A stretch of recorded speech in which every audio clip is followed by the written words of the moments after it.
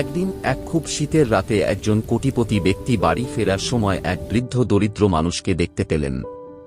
তিনি বৃদ্ধ মানুষটিকে জিজ্ঞাসা করলেন, বাইরে এত ঠান্ডা আর আপনার গায়ে কোনো উষ্ণ কাপড় নেই, আপনার কি ঠান্ডা লাগছে না? বৃদ্ধ লোকটি উত্তর দিলেন, হ্যাঁ, তবে অসুবিধে নেই বাবা, আমার এইভাবে থেকে অভ্যেস হয়ে গেছে। তখন কোটিপতি ব্যক্তি তাকে বললেন, আমার জন্য অপেক্ষা করুন, আমি বাড়ি থেকে আপনার জন্য একটা উষ্ণ কাপড় নিয়ে আসছি। দরিদ্র বৃদ্ধ খুব খুশি হয়ে বলল, ঠিক আছে বাবা, আমি তোমার জন্য অপেক্ষা করব। কোটিপতি ব্যক্তি তার বাড়িতে ঢুকলেন এবং সেখানে তার কাজে ব্যস্ত হয়ে গেলেন এবং দরিদ্র মানুষটার কথা ভুলে গেলেন। সকালে তার মনে হল সেই দরিদ্র বৃদ্ধের কথা। তিনি সাথে সাথে বাড়ি থেকে বেরিয়ে গেলেন বৃদ্ধ মানুষটিকে খোঁজার জন্য।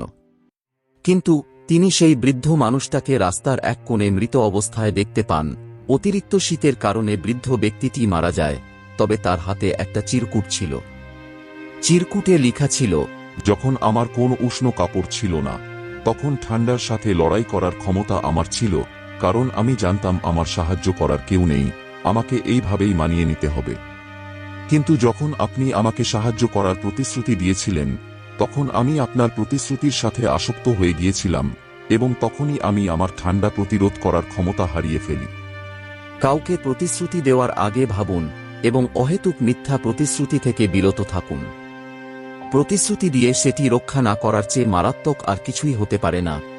এই গল্পটি আমাদেরকে সবসময় আমাদের কথা ও কাজের বিষয়ে চিন্তাশীল এবং দায়িত্বশীল হতে মনে করিয়ে দেয়, বুঝতে শেখায় যে সামান্যতম প্রতিশ্রুতিও কারো জন্য অনেক গুরুত্বপূর্ণ হতে পারে।